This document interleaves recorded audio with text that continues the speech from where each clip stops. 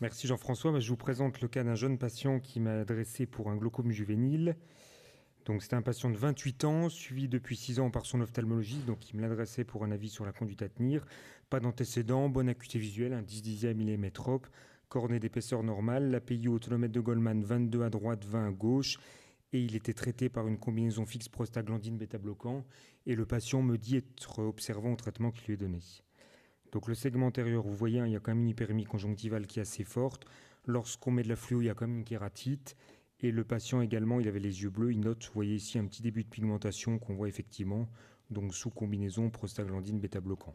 L'angle est parfaitement ouvert. Vous voyez d'assez nombreux procériens, mais enfin l'angle est parfaitement ouvert. Le nerf optique, il est excavé à droite et à gauche, peut-être un peu plus à droite qu'à gauche. L'OCT de la papille, la couche des fibres optiques du complexe ganglionnaire maculaire confirme effectivement une neuropathie glaucomateuse bilatérale, un prédominant à droite. Le champ visuel, alors j'ai pas le GPA puisqu'il était suivi avant en médecine de ville, moi je l'ai vu qu'une seule fois. Vous voyez le dernier champ visuel, il est fiable, avec des anomalies. Vous voyez un scotum arciforme inférieur et un ressaut nasal débutant à gauche, un scotum arciforme supérieur et inférieur à droite. Et vous voyez, je vous ai mis tous les MD donc depuis 2010, entre 2010 et 2016. À droite, c'est relativement fluctuant d'une fois à l'autre, mais il ne semble pas y avoir d'évolution. À gauche, c'est également fluctuant. Il y a peut-être une petite évolution, encore que si on enlevait la première valeur, finalement, le reste de la série est relativement stable. Donc, vous voyez, PIO moyennement équilibré, tolérance pas parfaite, il est jeune. Est-ce qu'il faut l'opérer? Est-ce qu'on continue le traitement? Nathalie? Merci. Donc, je n'ai pas d'intérêt dans la communication. Je suis une simple salariée à l'Université de Liège, donc je vais vous apporter les arguments. Je vous dis ça parce que je ne suis pas particulièrement interventionnelle, mais je vais vous apporter les arguments pour vous convaincre que dans ce cas précis, il faut intervenir.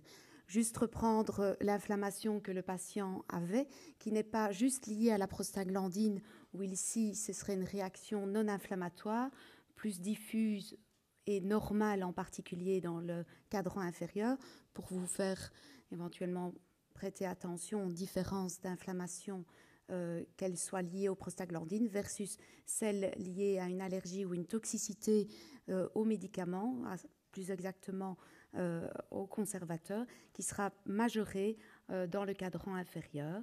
Et donc ici, il faut préférer, dans ce cas présent, un traitement sans conservateur.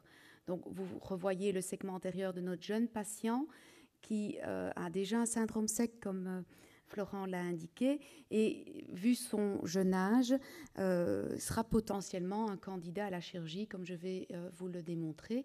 Plusieurs auteurs l'ont fait bien sûr avant moi, que ce patient présentait 2 fois plus de risque de fibrose qu'un patient normal, à savoir de par son jeune âge, et aussi si on le traite depuis maintenant 6 ans, avec une goutte certes, mais une combithérapie déjà, avec une valeur de PIO que vous avez vu qui n'était pas inférieure à 20, je pense qu'il faudra aller très vite en escalade dans ce cas particulier.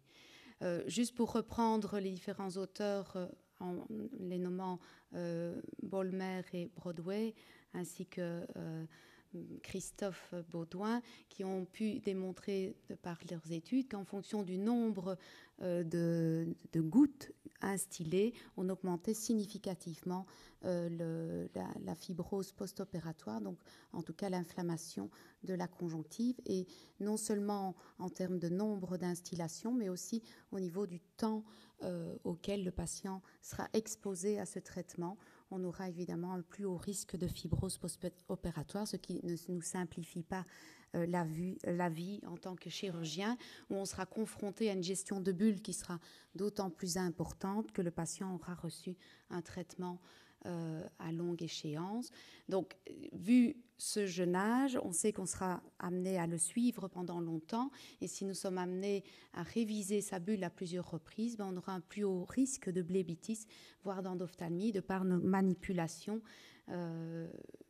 Alors ici, juste pour rappeler les travaux de Christophe et de Pascal Amar sur la toxicité non seulement du bac au niveau de la conjonctive que vous êtes amené à plusieurs reprises entendre dans les communications, mais non seulement aussi au niveau des cellules trabéculaires, à se demander si finalement l'échappement thérapeutique ne vient pas aussi, entre autres, de la toxicité des cellules trabéculaires de par le conservateur.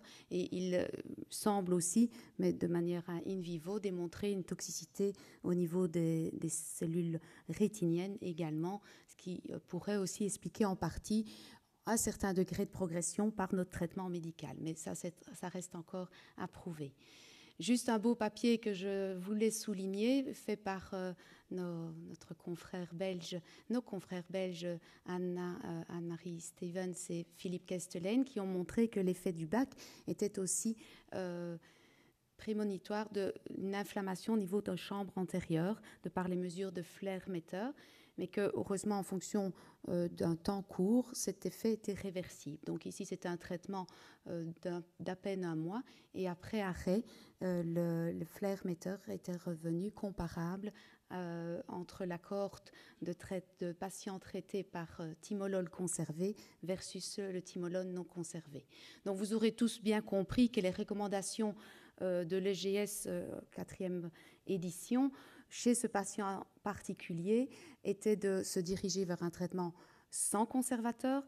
Ceci étant, dans les combithérapies, je ne vois que le Ganfort en unidose qui est actuellement commercialisé. En Belgique, nous n'avons pas encore de remboursement, donc ça qui limite évidemment l'accès à ce type de traitement. Juste pour reprendre la courbe que le professeur Yeld nous apprend, donc ce patient est diagnostiqué à 28 ans, donc il est déjà suivi depuis 6 ans, donc il en avait 22, avec un déficit moyen de départ de moins 7,21, avec un déficit arciforme supérieur, comme vous avez vu. Même si on le prétend stable, si vous remarquez, il part de 7,21 pour arriver 6 ans après à 7,70, donc il va même un peu plus, 7,80, donc il progresserait de 0,1 dB par an, ce qui lui l'amènerait à développer un déficit significatif défini autour de 15 dB à 65 ans. Si on reprend les courbes de survie que l'on publie par les différentes courbes de survie que vous pouvez trouver sur les différents sites, même au niveau de l'INAMI ou enfin, de notre système de sécurité de santé, le patient en question a une espérance de vie de 78 ans, donc 78 ans pour le dire comme chez nous, 78 ans. Donc ça veut dire qu'il aurait un déficit important avant la fin, enfin en tout cas avant son espérance de vie. Donc, si nous lui amenons dès le départ une réduction supplémentaire de tension, ne fût-ce que de 2 mm, on réduirait, en tout cas, on ralentirait sa courbe de progression pour l'amener au même déficit 10 ans après. C'est ce qu'on qualifie de 10 années supplémentaires de qualité visuelle, comme on l'a rappelé, puisque le souhait de nos patients, c'est de rester autonomes et de pouvoir conduire leur voiture le plus longtemps possible. Chez ce cas particulier, le risque de cécité bilatérale est quand même très important, jusqu'à 10% relevé dans ce papier, publié il y a à peine un an, qui dépend non seulement des fluctuations de pression intraoculaire, vous savez que c'est très difficile de détecter ces fluctuations de tension intraoculaire en déant les heures de nos consultations. Donc parfois on peut passer très facilement à côté, donc sa longue espérance de vie, et vous imaginez qu'avec un tel taux d'inflammation, même si il avoue auprès du professeur Aptel qu'il est très observant et très compliant à son traitement, mais j'imagine qu'avant une soirée chez des amis, il tentera peut-être de ne pas avoir l'œil aussi rouge et peut-être d'omettre ses gouttes, en tout cas les 2 jours qui les précèdent, pour ne pas qu'on lui fasse les remarques toutes les 5 minutes de savoir ce qu'il avait à l'œil. Donc la compliance dans ces cas-là peut être limitée. Donc moi j'estime que dans ce cas particulier, la tension cible n'est pas atteinte. Donc si même on se dirige vers un traitement sans conservateur, on reste quand même dans des niveaux de 20 mm de mercure, même avec une pression ou une pachymétrie normale. Vous avez vu le champ visuel qui est quand même déjà bien atteint, donc il faut se tourner vers une solution pour ne pas augmenter le nombre de gouttes, vers une solution laser ou chirurgicale. Vous savez que le laser chez des trabéculomes immatures comme ceux du glaucome juvénile ne donne pas de très bons résultats. Donc il s'avère relativement logique de proposer dans ce cas particulier un traitement chirurgical. Alors, Jean-François le rappellera, c'est vrai que le glaucome juvénile reste un glaucome chirurgical. Le traitement médical dans ces cas précis peut être proposé avant la chirurgie, pour autant que ce soit sans conservateur, j'insiste, ou faire suivre celle-ci si la tension cible n'est pas atteinte. Alors, j'ai revu pas mal de papiers. Il y a d'excellents résultats, en tout cas rapportés dans la littérature. On commence toujours vers une chirurgie angulaire, qu'elle soit goniotomie ou trabéculotomie, même dans les glaucomes juvéniles, un cadran, voire 2 cadrans en fonction des auteurs. Ici, la particularité, la nouveauté que j'ai voulu souligner dans ce cas précis, c'est que comme on essaye toujours de se diriger vers une solution, d'abord en première intention sans bulle et sans dissection conjonctivale, il m'a semblé intéressant de vous montrer l'orientation ou la direction prise ici par ce type de technique chirurgicale de trabéculotomie ab interno en utilisant la sonde de la canaloplastie que je vous ai déjà montrée, donc notamment ici Nathalie, le GlocoLife. Je sais que tu veux vraiment défendre la chirurgie. Voilà, non, mais c'est terminé, c'est terminé. Laisse J'ai le encore défenseur juste de l'U-Médical avoir un tout petit temps de parole, s'il te plaît. Voilà. Et donc, voilà. Et en seconde intention, je voulais vous présenter la possibilité que dans ces cas précis, on pouvait, avant de faire la trabéculectomie, une chirurgie par Xen by Aquasis. Voilà, j'en termine ici et je laisse la parole, bien évidemment, au professeur Roulin.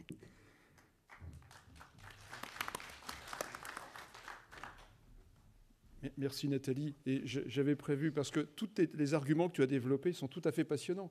Mais je rappelle, si on reprend un peu l'histoire clinique, ce patient, ça fait 6 ans qu'il est traité. Donc les facteurs de risque, il les a déjà. La toxicité locale, on l'a déjà vu. Le jeune âge est déjà un facteur de risque. Donc on est au stade où, lorsqu'on vous adresse ce patient, il a une atteinte indiscutable. C'est un sujet jeune, un glaucome juvénile, parce qu'il rentre dans la définition. Le traitement est jugé comme efficace, au moins par notre collègue qui l'a laissé pendant tout ce temps, encore qu'on peut discuter, comme tu l'as parfaitement dit, sur les 22 mm de mercure, et j'ai mis 3 points de suspension. 6 ans de suivi, pas d'antécédents familiaux, donc on exclut la forme myosiline positive, ce qui est complètement différent en termes de pronostic, parce que 6 ans sur un glaucome juvénile dont la pression augmente, dans l'expérience qui est la nôtre dans le Nord, où la famille, je vous rappelle, initiale, vient de Marquise, les gens étaient aveugles. 6 ans après, la cécité et la progression étaient très rapides. Et donc, de ce fait-là, on n'est pas dans cette forme juvénile cécitante aussi grave que l'on peut observer. Et dans le cas présent, ça va aussi influencer notre décision. Et puis, il existe, comme on l'a montré sur le cas précédent de Jean-Philippe Nordman, Yves Lachker et Charles Hubot, il y a des fluctuations. Entre août 2010 et février 2016, il y a des fluctuations, des fois mieux, des fois moins bien. Donc, on est chez ce sujet jeune, avec des variations du champ visuel. Donc, on est sur quelque chose qu'on peut qualifier de stable. Alors, la pression est plus ou moins maîtrisée, oui, pas en termes de valeur pressionnelle lors de la mesure, mais en termes de continuum, quel champ visuel. Le traitement est simple, une goutte, une instillation, une mono-instillation. Tu as abordé le problème, et je ne vais pas remettre les diapos volontairement, du problème de la toxicité. L'association fixe, le bêta-bloquant prostaglandine, si c'est celle pour laquelle tu as évoqué le passage sans conservateur, c'est celle pour laquelle le BAC est dans les concentrations les plus faibles. Et pour les travaux de Christophe Baudouin, nous a montré qu'il n'était pas toxique. Donc, chez ce patient-là, il existe un problème de surface oculaire peut-être proprement lié à la molécule. L'observance est reconnue bonne, probablement, puisque sa pression n'a pas entraîné d'aggravation de son champ visuel. Et puis surtout, quelque chose qui est important dans le continuum de ces patients jeunes, c'est la notion d'explication, de suivi. Un patient jeune, comme tu l'as dit, il peut aller en soirée, il peut bouger, il y a un nomadisme professionnel qui fait que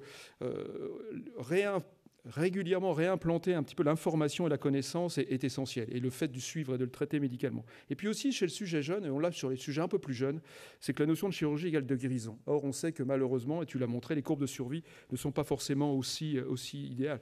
On le sait, la chirurgie, surtout dans ces facteurs de risque associés, il existe les facteurs immédiats, la qualité de vie, on l'a rapporté, tu dis c'est effectivement important, mais si on lui développe une cataracte, et ça a été évoqué dans la matinée, et puis les antimitotiques chez le sujet jeune, il faut en mettre, parce que la fibrose dans le cas présent sera importante, il faut même en remettre, et donc on est sur une agression au niveau oculaire qui n'est pas anodine, et surtout qui doit être a priori à moyen terme bilatérale. Si on fait un œil, on fait l'autre œil, la maladie elle est bilatérale. Et puis aussi, qu'est-ce qui nous affirme que dans 100% des cas, à 10 ans, le patient n'aura plus aucun traitement?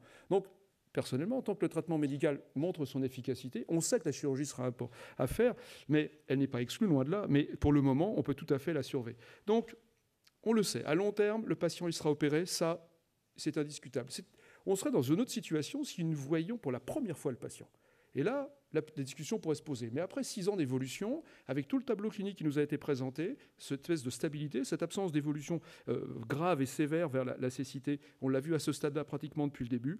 Pourquoi se précipiter si la pression cible est atteinte, à savoir si le champ visuel reste stable? Personnellement, et je l'ai dit tout à l'heure, la toxicité, je ne reprends pas ce que je viens de dire, mais la toxicité, elle est cliniquement relevante. Mais est-ce qu'il n'y a pas une petite blépharite? Est-ce que chez ce patient, il n'y a pas d'autres facteurs? Finalement, c'est un travailleur sur écran, il est informaticien professionnel, il passe 12 à 14 heures par jour sur ses écrans. Ou alors, vous savez, il y a des jeux, maintenant, il y a des professionnels du e-sport. Ça a été... Donc, qu'est-ce qui nous dit qu'il n'est pas aussi dans des facteurs surajoutés de toxicité? Donc, là aussi, pas sous-estimer l'environnement.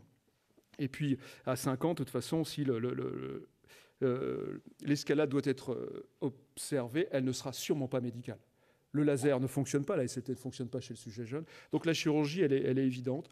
Pas d'antécédent familial, stabilité du champ visuel, surveillance et espèce de petit vaccin de rappel de n'oubliez pas votre traitement, etc., sans les facteurs de risque observés lorsque la chirurgie est présente. Donc personnellement, le traitement médical, dans ce cas-là, à ce stade-là, l'évolution me paraît être la meilleure solution et la plus pertinente, tout en sachant et qu'on lui explique que le moindre échappement sera obligatoirement à la chirurgie. Là se posera le problème de l'arrêt du traitement préalable, essentiellement associé éventuellement à un corticoïde local sans conservateur pour réduire la phare inflammatoire et la fibrose, tout en lui expliquant que le traitement chirurgical n'est pas forcément la panacée. Florent, je te laisse faire la diapo de conclusion. Juste pour conclure, moi je ne l'ai pas encore opéré, mais je lui ai dit effectivement que dans les années à venir, il serait très probablement être opéré. Il est jeune, il a quand même 21, 22 de tension sous bithérapie. Il a 28 ans, donc voilà ce que je lui ai dit. Merci. Qui aurait qui aurait poursuivi le traitement médical? Qui l'aurait opéré au stade où vous l'avez vu? Donc entre agressive et radicale, je pense que j'ai quand même emporté la décision. Ouais. Merci.